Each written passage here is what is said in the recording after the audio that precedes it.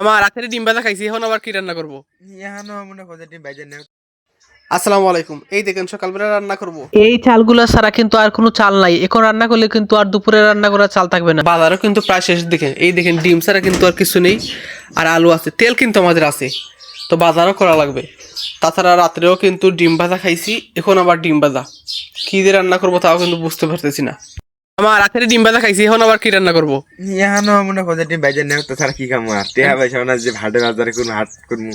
চালও তো শেষ, এখন রান্নার পর আর চাল নাই। চাইলে না হানাবো তাইলে কি যে করি।